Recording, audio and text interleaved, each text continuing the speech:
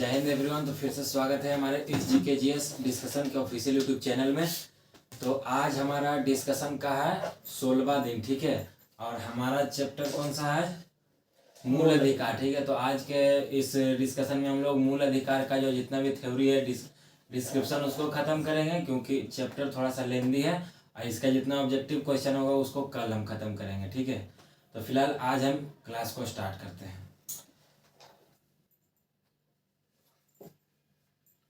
मूल अधिकार से संबंधित आज हम लोग डिस्क्रिप्शन इसका देखेंगे। मूल अधिकार मतलब मनुष्य का जो मूल अधिकार है उसके बारे में, है ना। मनुष्य का मूल अधिकार मतलब उसको कोई छीन नहीं सकता है। तो कौन कौन से मूल अधिकार हैं और ये जो मूल अधिकार है ये वर्ड कहाँ से आया, है ना, कब आया, किसने लाया, है ना, इसमें क्या क्या वर्णन है, इसके बारे में हम लोग आज इसको पढ़ेंगे।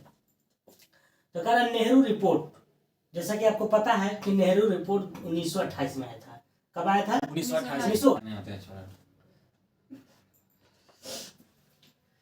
कारण नेहरू रिपोर्ट 1928 द्वारा मूल अधिकारों को भारत के संविधान में सम्मिलित करने की आकांक्षा प्रकट की गई। कह कि सबसे पहले मूल अधिकार जो है नेहरू रिपोर्ट के माध्यम से, जो कि 1928 में आया था मोतीलाल नेहरू के द्वारा, तो उसी में जो है हमारा मूल अधिकार को उसमें विचार व्यक्त किया गया था कि हमारा मूल अधिकार होना चाहिए, ठीक है। अगला है भारतीय संविधान में भाग 3 के अंतर्गत अनुच्छेद 12 से 35 के मौलिक अधिकारों का वर्णन किया गया है। जब उस समय विचार किया गया, उसके बाद जब हमारा संविधान बना तो इसका अनुच्छेद क्या बोलता है, भाग 3 में इसका वर्णन किया गया। किसका? मूल अधिकार का। भाग 2 में बताए थे नागरिकता और भाग 3 में मूल अधिकार। और अगर अनुच्छेद पूछे तो 12 से 35 मतलब 12 से 35 के लेकर के बीच में सबके क्या है? मूल अधिकार है। यानी कि 12 से 35 के बीच में अगर कोनो अनुच्छेद आ जाए तो वो क्या है? कौन सा अधिकार है? मूल अधिकार है। क्या है? मूल अधिकार है। तो भाग 3 में अनुच्छेद 12 से 35 में आगे चलते हैं।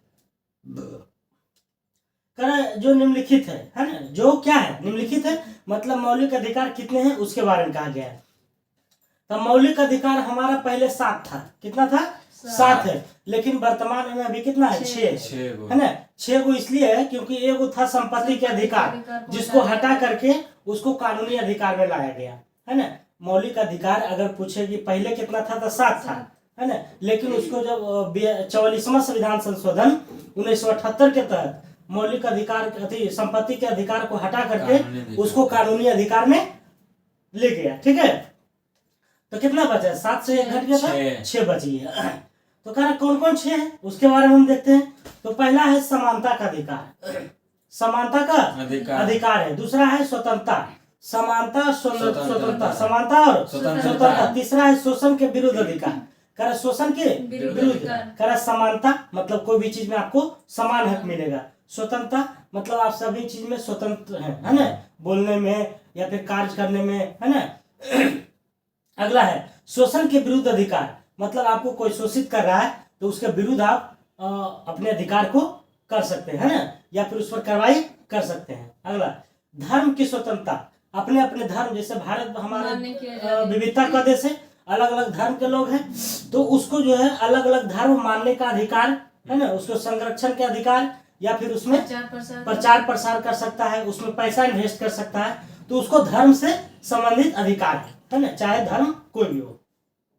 5वां हो गया सांस्कृतिक और शिक्षा, है ना, आपको शिक्षा का अधिकार होगा, सांस्कृतिक का अधिकार होगा, है ना। सांस्कृतिक मतलब जैसे कि कल्चर होता है, जैसे हम हिंदू हैं तो हिंदू धर्म में कौन कौन सा संस्कृति है उसके अनुसार हम लोग जैसे पर्व त्योहार मनाते हैं, वो अपना क्या है? कल्चर है। और शिक्षा का अधिकार। 6ठा है संवैधानिक उपचार के अधिकार, संवैधानिक उपचार के अधिकार। क्या है? संवैधानिक उपचार के अधिकार। तो 6 को हो गया। कौन कौन है? समानता, स्वतंत्रता और समानता का अधिकार, स्वतंत्रता का अधिकार और शोषण के विरुद्ध अधिकार। शोषण का अधिकार नहीं, शोषण के विरुद्ध अधिकार और धर्म की स्वतंत्रता। उसके बाद सांस्कृतिक और शिक्षा, और उसके बाद 6ठा है संवैधानिक उपचारों के अधिकार। 6 को हो गया। आगे चलते हैं। भारतीय संविधान में मौलिक अधिकारों को राज्यों के कृतियों के विरुद्ध एक गारंटी के रूप में स्थान दिया गया है। कह रहा है कि संविधान में मौलिक अधिकार को, किसको, मौलिक अधिकार को राज्यों के कृत्यों के विरुद्ध, है ना, कह रहा राज्य जो कार्य करता है, कृत्य मतलब कार्य, है ना, कार्यों के विरुद्ध एक गारंटी के रूप में स्थान दिया गया है। कह रहा मौलिक अधिकार पूर्णतः नैसर्गिक एवं आपर्तिदेय की श्रेणी में आते हैं। कह रहा अनुच्छेद 352 के तहत आपात की घोषणा के प्रवर्तन की स्थिति में अनुच्छेद 358 एवं 359 के प्रावधानों के अंतर्गत ही मूल अधिकारों को निलंबन किया जा सकता है। कह रहा है कि अनुच्छेद 352 क्या है, राष्ट्रीय आपातकाल है, राष्ट्रीय आपातकाल है। तो राष्ट्रीय आपातकाल के समय मूल अधिकार जो है मनुष्य का खत्म हो जाता है, सिर्फ 2 अनुच्छेद छोड़ करके, जीवन का अधिकार और 2 सिद्ध व्यक्ति का गिरफ्तारी का अधिकार, है ना, यानी कि 20 और 21 को क्या करता है, छोड़ करके सभी मौलिक अधिकार क्या हो जाता है, समाप्त हो जाता है। ना तुमको बोलने का अधिकार है, ना तुमको रोजगार का अधिकार है ना, तो जितने भी मतलब मौलिक अधिकार है वो सब क्या हो जाता है, ऑटोमेटिक समाप्त हो जाता है।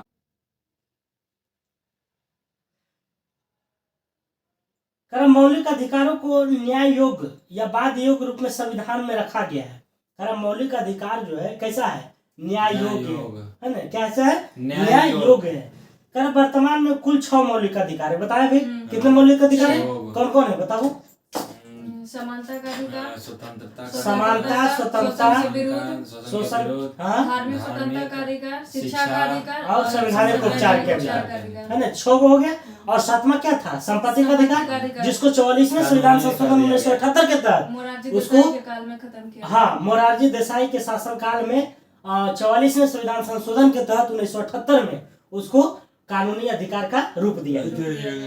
अगला है, जबकि मूल संविधान में 7 मौलिक अधिकार था। बताएं कि मूल संविधान कितना था, 7 था।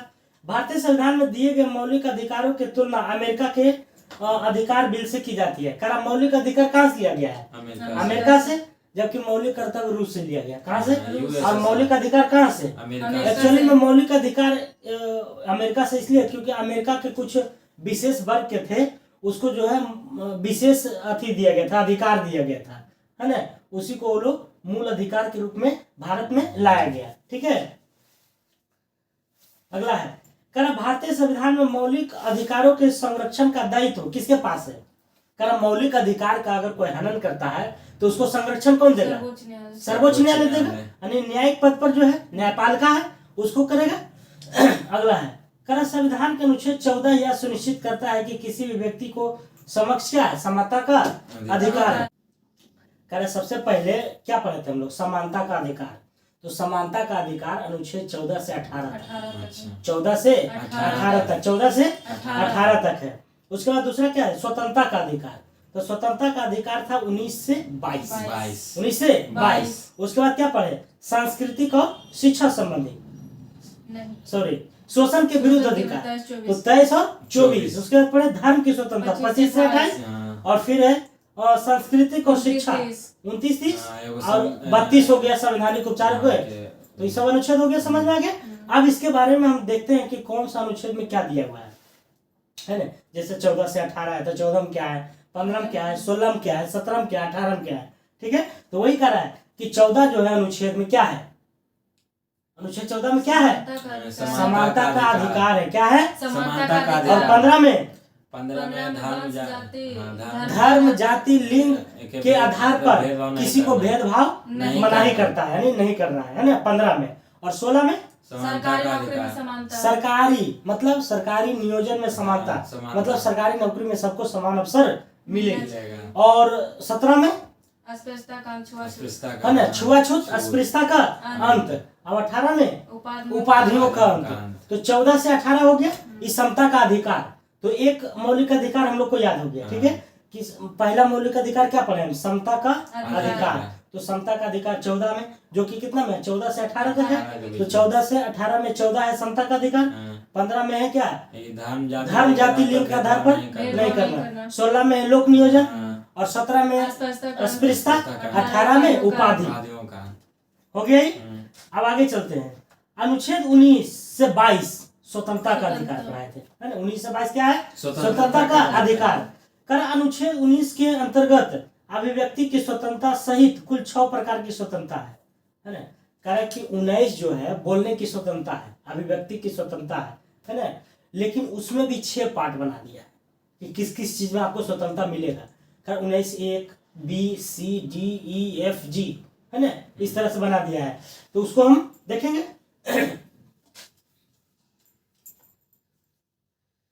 अनुच्छेद 19 के अंतर्गत अभिव्यक्ति की स्वतंत्रता सहित कुल 6 प्रकार की।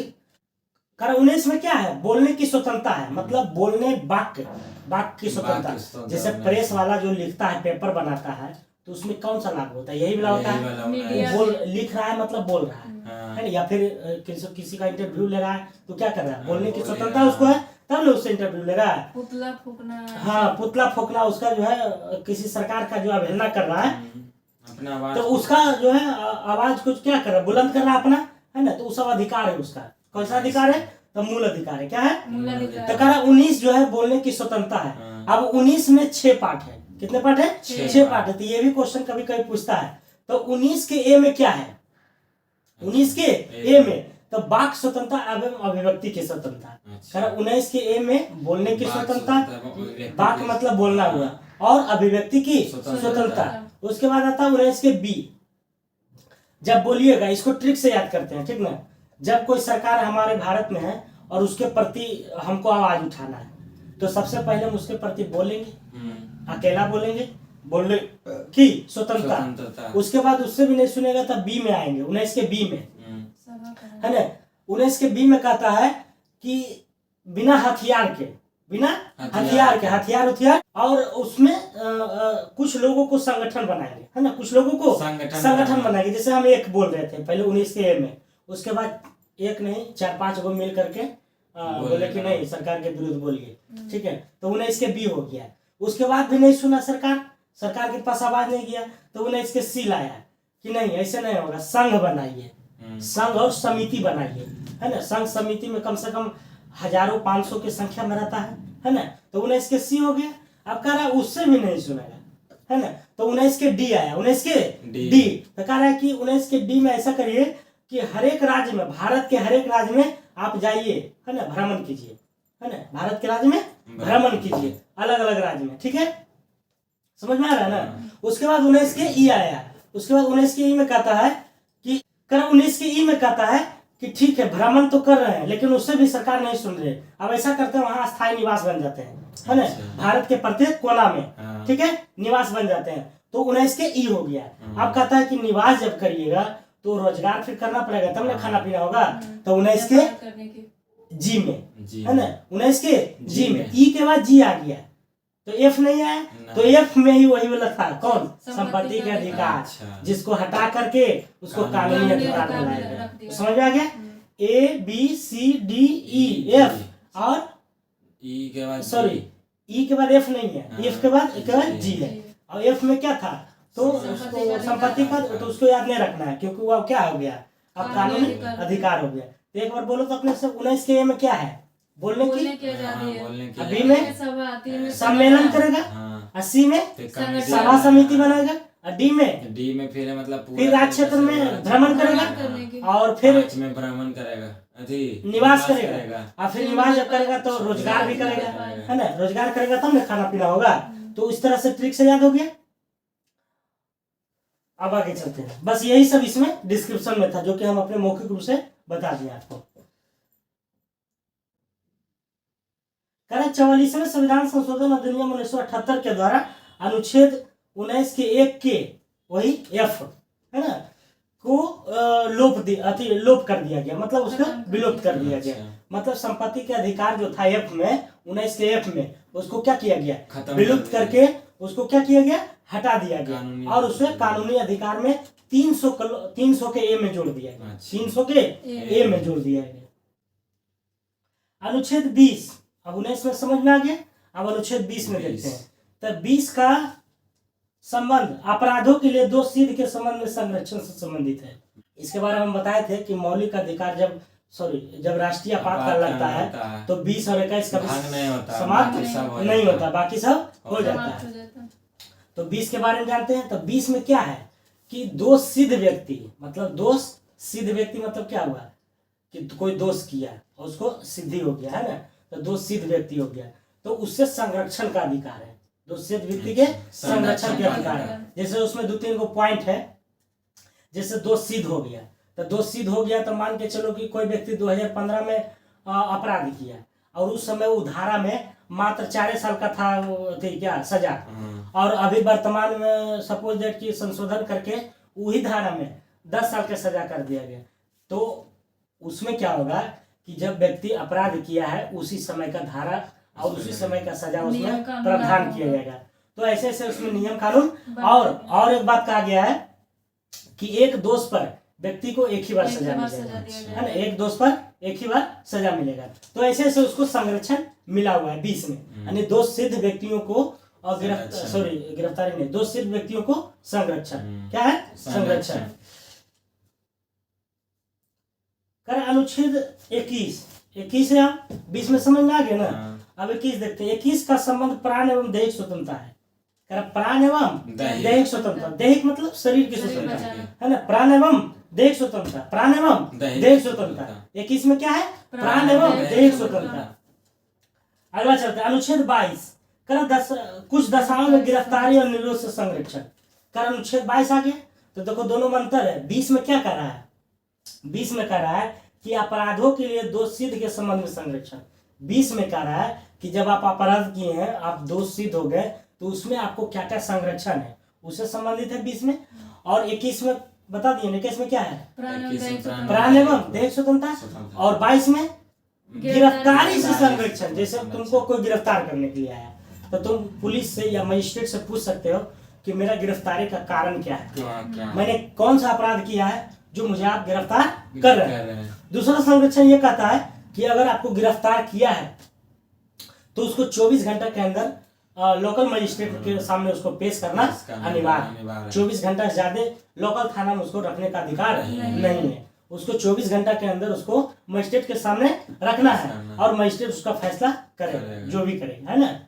तो ये सब जो है संरक्षण उसको 22 में मिलता है। किसमें मिलता है, 22 में। जैसे गिरफ्तारी संरक्षण, है ना। अब आगे चलते हैं। तो 19 से 22 समझ में आ गया। पहले बताया क्या, समानता का अधिकार 14 से 18, अब हो गया स्वतंत्रता का अधिकार 19 से 22। अब आगे चलते हैं। अनुच्छेद 23 और 24, है ना, अनुच्छेद 23 और 24। अनुच्छेद 23 कहता है कि मानव के दुर्व्यापार और बलात् आश्रम का प्रतिषेध करता है। कारण मनुष्य का जो व्यापार होता है उसको नहीं करना है अनुच्छेद 23 में। उसमें मतलब संबंधित जो उसको प्रतिरोध मतलब रोक लगाता है। अगर वैसा करिएगा तो आपको कानूनी कार्रवाई होगा किया जाएगा। तो 23 में क्या है, मानव दुर्व्यवहार एवं बलात् आश्रम। बलात् आश्रम मतलब हुआ कि बाल अवस्था में उसको आप श्रम नहीं करा सकते, मतलब काम नहीं करा सकते, ठीक है। तो 23 में ये हो गया। 24 में क्या है, तो 24 में कह रहा है कि 14 वर्ष से कम की आयु के बालकों को कारखाना, खनन इत्यादि में काम नहीं करा सकते। तो इसमें दो बात हो गया। 23 में क्या हुआ कि मानव का व्यापार नहीं कर सकते हैं और बलात्श्रम नहीं करा सकते, मतलब बालकों से श्रम नहीं करा सकते, मतलब मेहनत नहीं करा सकते हैं। और 24 में कह रहा है कि 14 वर्ष से कम, 14 वर्ष से कम व्यक्ति बच्चों को कल कारखाना में जो है आप नौकरी नहीं करवा सकते हैं। समझ में आ गया। 23 और 24, है ना। ये क्या था 23-24, शोषण के विरुद्ध अधिकार। अब आगे चलते हैं। भारतीय संसद द्वारा निर्मित सिविल अधिकार संरक्षण अधिनियम 1955 के अंतर्गत भारतीय समाज में अस्पृश्यता के दंडनीय अपराध घोषित किया गया। ये एक अलग पॉइंट है। कह रहा है कि भारतीय संसद द्वारा सिविल अधिकार संरक्षण अधिनियम 1955 आया, है ना। भारतीय क्या बता रहा है कि भारतीय संसद द्वारा जो एक कानून का निर्माण किया गया, ठीक है। भारतीय संसद द्वारा सिविल अधिनियम संरक्षण अधिनियम लाया है, 1955 जिसको कहते हैं ना। भारतीय संसद द्वारा सिविल अधिकार संरक्षण अधिनियम 1955 लाया, जिसमें कहा गया कि भारतीय समाज में अस्पृश्यता दंडनीय अपराध है। अस्पृश्यता मतलब छुआछूत, जो कि 17 में आता है ना। इसमें कहा गया कि जो है अस्पृश्यता एक ऐसा वर्ड है जो कि क्या दंडनीय अपराध है। अगर कोई अस्पृश्यता का अति करता है, बढ़ावा देता है या छुआछूत का घृणा करता है तो अपराध उसको 1955 के तहत उसको दंडनीय अपराध माना जाएगा। ठीक है। भारतीय संविधान के अनुच्छेद 21 में प्रयुक्त दैहिक स्वतंत्रता, 21 में क्या है, दैहिक और प्रांत की स्वतंत्रता, शब्दावली में संचरण अर्थात कहीं भी जाने का अधिकार यानी विदेश भ्रमण भी नहीं हो सकता। कारण कि 21 में क्या बताए थे कि शारीरिक स्वतंत्रता और प्राण की स्वतंत्रता। तो शारीरिक स्वतंत्रता मतलब अपने शरीर को आप कहीं भी ले जा सकते हैं, एक देश से दूसरे देश भी जा सकते हैं, इसका कहना यह है। कारण उच्चतम न्यायालय ने जीवन साथी चुनने का अधिकार को मूल अधिकार मानते हुए इसे अनुच्छेद 21 में निहित माना है। कारण कि एक चीज और माना है उच्चतम न्यायालय मतलब सुप्रीम कोर्ट ने कि जीवन साथी चुनने का जो अधिकार है वो कैसा अधिकार है, मूल अधिकार। कैसा अधिकार है, उसको भी अनुच्छेद 21 में चला गया है, रख दिया गया। किसमें रख दिया है, क्योंकि 21 क्या कहता है, प्राण एवं दैहिक स्वतंत्रता। तो दैहिक स्वतंत्रता मतलब जीवन साथी, प्राण एवं दैहिक मतलब शरीर, है ना। तो जीवन साथी चुनने का अधिकार भी कैसा अधिकार है, मूल अधिकार है, ये मौलिक अधिकार है। करे इस अनुच्छेद 21 में निहित किया गया। उच्चतम न्यायालय ने उन्कृष्णन बनाम आंध्र प्रदेश मामले 1993 संविधान के अनुच्छेद 21 के कार्य क्षेत्र का विस्तार कर शिक्षा का अधिकार को उसमें शामिल किया गया था। करे शिक्षा का अधिकार भी कैसा अधिकार है, मौलिक अधिकार है ना। तो इसके बारे में कह रहा है कि उच्चतम न्यायालय ने उन्नीकृष्णन बनाम आंध्र प्रदेश, ये दोनों केस हुआ, आंध्र प्रदेश वर्सेस उन्नीकृष्णन में, है ना। आंध्र प्रदेश वर्सेस उन्नीकृष्णन 1993 में हुआ। कब हुआ, 1993। इसमें कहा गया कि संविधान के अनुच्छेद 21 के कार्य क्षेत्र का विस्तार कर, है ना, 21 जो प्राण एवं दैहिक स्वतंत्रता उसको विस्तार कर शिक्षा के अधिकार को उसमें शामिल किया गया था। क्या किया गया था, शिक्षा के अधिकार को शामिल किया गया था। अगला पॉइंट है कहना धार्मिक स्वतंत्रता के अधिकार, अनुच्छेद 25 से 28 आए थे ना, 23-24 तक पढ़ लिया ना। अब आते हैं धार्मिक स्वतंत्रता का अधिकार 25 से 28। तो 25, 26, 27, 28 चारों का क्या है ना। करा 25 के अंतर्गत, करा अनुच्छेद 25 के अंतर्गत प्रत्येक व्यक्ति को अपने धर्म का प्रचार करने का अधिकार है।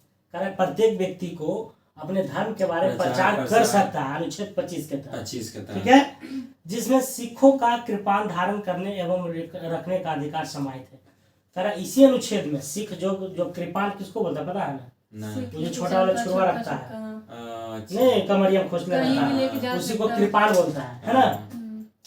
तो इसी अनुच्छेद में किसमें, 25 में, क्योंकि उसका धर्म है ना, व्यक्तिगत सॉरी उसका धर्म है और उस धर्म को से संबंधित उसमें जो कृपान धारण करता है ना, उसे कुछ कोई रोक नहीं सकता, क्योंकि वह कैसा अधिकार है, मौलिक अधिकार है ना। पूछ देगा कि कृपान रखने का अधिकार कैसा अधिकार है, मूल अधिकार है या मौलिक अधिकार है। कहना भारतीय संविधान का अनुच्छेद 26, अब 26 देखते हैं। कहना धार्मिक कार्यों के प्रबंध की स्वतंत्रता। कहना धार्मिक कार्य जब करेगा तो उसका प्रबंध करेगा, मतलब उसका व्यवस्था है ना। तो 26 में व्यवस्था करेगा।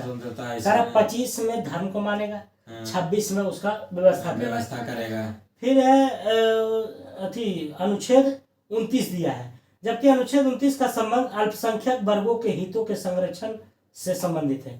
कारण 29 का कहना है कि अल्पसंख्यक वर्ग समझाए थे ना, अल्पसंख्यक वर्गों के हित मतलब उसका जो हित है उसका संरक्षण से संबंधित है 29 में। ठीक है, 29 में क्या है, अल्पसंख्यक वर्ग के हितों का संरक्षण। और 30 में है अल्पसंख्यक वर्गों के शिक्षा से संबंधित है ना, एवं प्रशासन करने का अधिकार से संबंधित है। कारण 30 में 29 में क्या है, अल्पसंख्यक के हित, और 30 में उसको शिक्षा लेना है। 30 में क्या है, शिक्षा लेना है। अगला देखते हैं। कर भारतीय संविधान के अनुच्छेद 44वें संविधान संशोधन अधिनियम 1978 द्वारा संपत्ति के अधिकार को मूल अधिकार के श्रेणी से हटाकर अनुच्छेद 300 के ए में या 300 के काम में विधिक अधिकार, विधिक मतलब कानूनी अधिकार की श्रेणी में डाल दिया गया। ये तो हम पहले ही बता चुके हैं, है ना, कि संपत्ति के अधिकार को उसको मौलिक अधिकार से हटा करके उसको कानूनी अधिकार में शामिल किया गया 300 के ए में, 300 के ए में यह काम है। अब आते हैं 32 में, अनुच्छेद 32 में, जो कि संवैधानिक उपचारों के अधिकार है। कलम 32 के अंतर्गत संवैधानिक उपचारों का अधिकार उल्लिखित है। मूल अधिकारों को न्यायिक संरक्षण हेतु, मूल अधिकारों को न्यायिक संरक्षण हेतु अनुच्छेद 32 के अंतर्गत उच्चतम न्यायालय तथा अनुच्छेद 226 के तहत उच्च न्यायालय को शक्ति प्रदान किया गया। कह रहा कि संवैधानिक उपचार के जो अधिकार है, अनुच्छेद क्या है 32 है। 32 तो 32 में क्या कहता है ना, 32 यह कहता है कि मूल अधिकार का अगर हनन होता है तो उसमें सुप्रीम कोर्ट है ना रीट जारी करेगा। क्या करेगा? रीट जारी करेगा। रीट कई तरह का होता है? 5 प्रकार का होता है ना। आगे बताएंगे कौन कौन होता है। 5 प्रकार का होता है और उस रीट के माध्यम से उस मूल अधिकार के बारे में उसका क्या करेगा? इन्वेस्टिगेशन करेगा और उससे संबंधित जो है उसका निराकरण करेगा। तो 32 को क्यों 32 को ये भीमराव अंबेडकर क्या बोले थे कि अनुच्छेद 32 जो है संवैधानिक उपचारों का क्या है? संविधान की क्या है? आत्मा है। संविधान की आत्मा है। तो किसने कहा था? भीमराव अंबेडकर। तो किसके बारे में? अनुच्छेद 32 के बारे में। क्योंकि 32 यह कहता है, क्या कहता है कि मूल अधिकारों को न्यायिक संरक्षण हेतु सुप्रीम कोर्ट इसके लिए क्या है? रीट जारी करता है। और अगर हाई कोर्ट पूछे तो 226 के तहत है ना रीट जारी करता है। तो हाई कोर्ट 226, सुप्रीम कोर्ट 32। ठीक है। कर सर्वोच्च न्यायालय अथवा उच्च न्यायालय मूल अधिकारों के प्रवर्तन हेतु क्रमशः अनुच्छेद 32 और अनुच्छेद 226 के तहत कई प्रकार के विशेष आदेश जारी करते हैं, जिन्हें प्रदेश या रीट कहते हैं। हमें पता है ना कि न्यायालय, सर्वोच्च न्यायालय और उच्च न्यायालय मूल अधिकारों के प्रवर्तन हेतु, मतलब कोई उसमें छेड़छाड़ अगर कर रहा है तो उसमें प्रवर्तन हेतु उसमें जो है सुप्रीम कोर्ट और हाई कोर्ट रीट जारी करता है। तो सुप्रीम कोर्ट कितना अनुच्छेद के तहत? 32 और हाई कोर्ट 226 है ना। तो उसी को क्या कहते हैं? रीट कहते हैं। आगे देखते हैं। कर बंदी प्रत्यक्षीकरण पहला रीट है ना। रीट के मतलब 5 प्रकार होता है, 5 प्रकार के रीट है। तो पहला रीट है बंदी प्रत्यक्षीकरण। बंदी प्रत्यक्षीकरण, बंदी प्रत्यक्षीकरण कहते किसको है? इसके बारे में देखते हैं। कह इसके द्वारा न्यायालय किसी गिरफ्तार व्यक्ति को न्यायालय के सामने प्रस्तुत करने का आदेश देता है। यदि गिरफ्तारी का तरीका या कारण गैर कानूनी या असंतोषजनक हो तो न्यायालय बंदी को छोड़ने का आदेश दे सकती है। कह रहा है कि सुप्रीम कोर्ट बंदी प्रत्यक्षीकरण जब जारी करता है तो इसका तात्पर्य क्या हुआ? इसका तात्पर्य यह हुआ कि जो पुलिस उसको बंद किया है व्यक्ति को 24 घंटे के अंदर उसमें यह जांच करता है कि उसको कैसे गिरफ्तार किया है, गिरफ्तार से संबंधित जो संरक्षण है उसको पालन किया है कि नहीं किया है, पूरा उसका नियम कानून का जांच, उसका नियम कानून का जांच करता है। अगर उन नियम कानून से संतोषजनक नहीं होता है तो उसको वहीं पर रिहा कर दिया जाता है ना। उसके बाद उसको पुलिस जो गिरफ्तार किया उसका मेहनत क्या हो जाएगा? बेकार हो जाएगा। इसीलिए उसको कानून के तहत ही गिरफ्तार करना चाहिए। तो बंदे प्रत्यक्षीकरण समझ गया ना कि किसी व्यक्ति को न्यायालय के सामने प्रस्तुत करने का आदेश देता है। मतलब कौन आदेश देगा? सुप्रीम कोर्ट या हाई कोर्ट, दोनों दे देगा।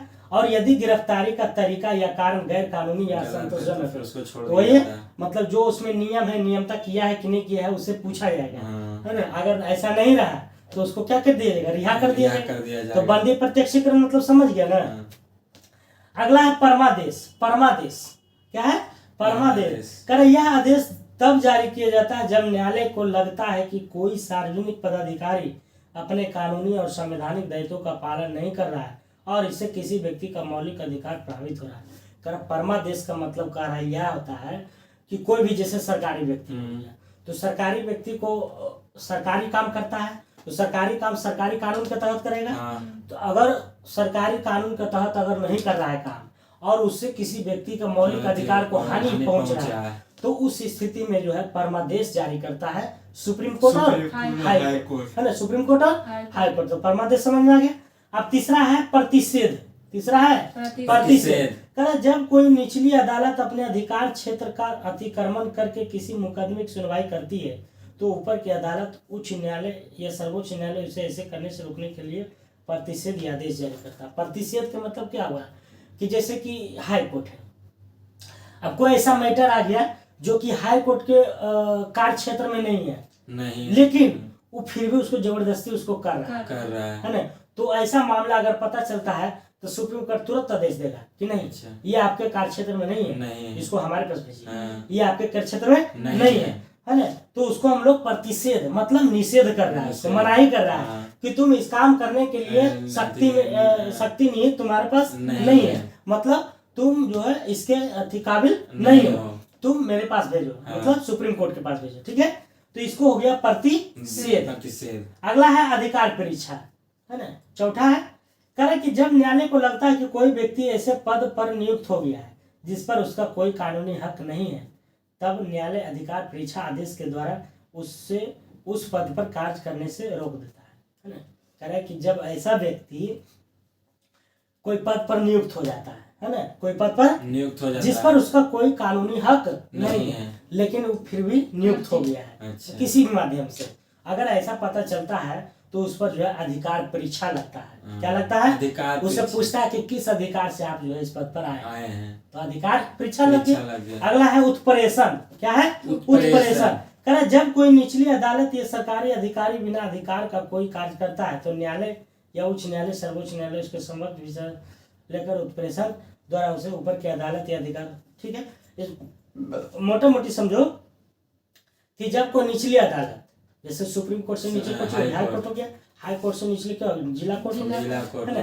तो जब कोई निचली अदालत है ना, या फिर कोई निम्न पदाधिकारी है ना, कोई ऐसा कार्य करता है जो कि उसके अधिकार क्षेत्र से बाहर रहता है, तो ऐसे में वो उत्प्रेषण का शिकार हो जाएगा। क्या हो जाएगा? उत्प्रेषण, है ना। क्या हो जाएगा? उत्प्रेषण का शिकार। हाँ, उत्प्रेषण हो गया या परमादेश हो गया, ये दोनों लगभग सेम किस आदेश से या उत्प्रेषण, है ना। तो ये 5 गो रीट पूछा जाता है, समझ में आ गया। तो 32 हो गया क्या? सुप्रीम कोर्ट, और 226 हो गया हाई कोर्ट। परमा रीट जारी करेगा। रीट कितने प्रकार के? 5 प्रकार के, 5 समझा दिए, कोई दिक्कत नहीं। आगे चलते हैं। कर अनुच्छेद 352 में क्या है? राष्ट्रीय आपात। राष्ट्रीय आपात के समय में कौन सा अधिकार समाप्त हो जाता है? बाकी सब अधिकार, मौलिक अधिकार समाप्त हो जाता है।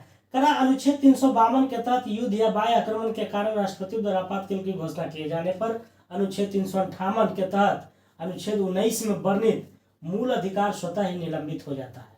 कह रहा है कि जब बाहरी आक्रमण को विदेश वाला कर दिया अपने देश पर, या फिर कुछ ऐसा संकट आ गया, तो उस स्थिति में राष्ट्रपति क्या करते हैं? राष्ट्रपति शासन लगा देते हैं 352 के तहत। तो 352 के तहत जब राष्ट्रपति शासन लगता है तो अनुच्छेद 358 है, ठीक ना। अच्छा। अनुच्छेद 358 है, उसका प्रयोग करते हुए अनुच्छेद 19 में जितना भी अधिकार है, मूल अधिकार, उसको क्या कर दिया जाता है? निलंबित कर दिया जाता है। क्या कर दिया जाता है? निलंबित कर दिया जाता है। सिर्फ 20 और 21 को छोड़ करके 20 और 21 को छोड़ करके अन्य मूल अधिकारों को निलंबित करने की शक्ति राष्ट्रपति के पास निहित होता है। कर अनुच्छेद 359 क्या है? कर 59 के तहत प्राप्त है, सॉरी, कर 358 के तहत तो कर सकता है, लेकिन ये जो राष्ट्रपति का जो शक्ति है 359 में अच्छा। अधिकार करने का मतलब इसमें उसको कर भारतीय संविधान में 44वें संशोधन के पश्चात अनुच्छेद 20 एवं 21 के अंतर्गत प्राप्त मूल अधिकारों को निलंबित नहीं किया जा सकता है ना। कह रहा है कि 44वें संशोधन के पश्चात भी अनुच्छेद 20-21 को निलंबित नहीं किया जा सकता है।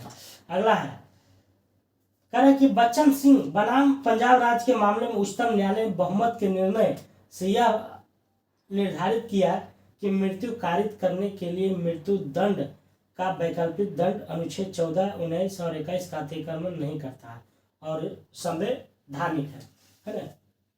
तो समझ में आ गया। तो आज का यही तक था क्वेश्चन और डिस्क्रिप्शन से। उम्मीद है कि आप लोग को समझ में आया होगा, है ना। अब इससे संबंधित ऑब्जेक्टिव है, करंट अफेयर्स जो मेन इम्पोर्टेंट है उसको लेकर के चलते हैं। तो बताना तुम, सीईओ के अध्यक्ष रेलवे बोर्ड कौन है? अध्यक्ष सीईओ सीईओ रेलवे बोर्ड के सीईओ एवं अध्यक्ष कौन है? अनिल कुमार लाहौटी। कौन है? अनिल कुमार लाहौटी। रेलवे बोर्ड के सीईओ और अध्यक्ष दोनों हैं। अनिल कुमार लाहौटी है, अनिल कुमार लाहौटी, अनिल कुमार लाहौटी है। करा सीईओ रेलवे बोर्ड के सीईओ और अध्यक्ष। अगला है कर अध्यक्ष भारतीय प्रतिभूति एवं विनिमय बोर्ड, जिसको सेबी हम लोग बोलते हैं, सेबी है ना, security exchange board of India. Security exchange board of India, इसका स्थापना कब हुआ था? करा कि भारतीय प्रतिभूति एवं विनिमय बोर्ड, जिसको सेबी कहते हैं, इसका फुल फॉर्म होता है, कभी कभी पूछ लेता है सेबी को, security exchange board of India, जिसकी स्थापना 1988 में किया गया था। कब किया गया था? 1988 में। अगला क्वेश्चन है, अध्यक्ष केंद्रीय प्रत्यक्ष कर बोर्ड। केंद्रीय प्रत्यक्ष कर बोर्ड के अध्यक्ष सीबीडीटी कौन है? नितिन गुप्ता है। नितिन नितिन गुप्ता। गुप्ता कौन है? नितिन नितिन गुप्ता। गुप्ता। कह रहा केंद्रीय प्रत्यक्ष कर बोर्ड के अध्यक्ष कौन है? नितिन नितिन गुप्ता। गुप्ता। कौन है? नितिन गुप्ता। कौन है? नितिन कह गुप्ता। रहा केंद्रीय प्रत्यक्ष कर बोर्ड के अध्यक्ष कौन है? नितिन गुप्ता। नितिन गुप्ता। गुप्ता है। अगला क्वेश्चन देखते हैं। कह रहा भारतीय राष्ट्रीय राजमार्ग प्राधिकरण के अध्यक्ष कौन है? संतोष कुमार यादव। संतोष कौन कुमार है? यादव। संतोष कुमार यादव। यादव। संतोष कुमार यादव। कह रहा भारतीय राष्ट्रीय राजमार्ग प्राधिकरण के अध्यक्ष कौन है? संतोष कुमार यादव। अगला क्वेश्चन, प्रमुख तेल एवं प्राकृतिक गैस जिसको ओएनजीसी कहते हैं,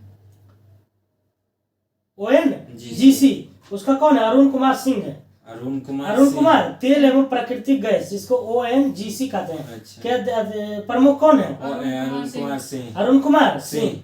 और भारतीय राष्ट्रीय राजमार्ग प्राधिकरण के ये अध्यक्ष यादव। संतोष कुमार यादव। यादव। संतोष कुमार यादव। बताओ सीबीडीटी केंद्रीय प्रत्यक्ष कर बोर्ड के अध्यक्ष कौन है?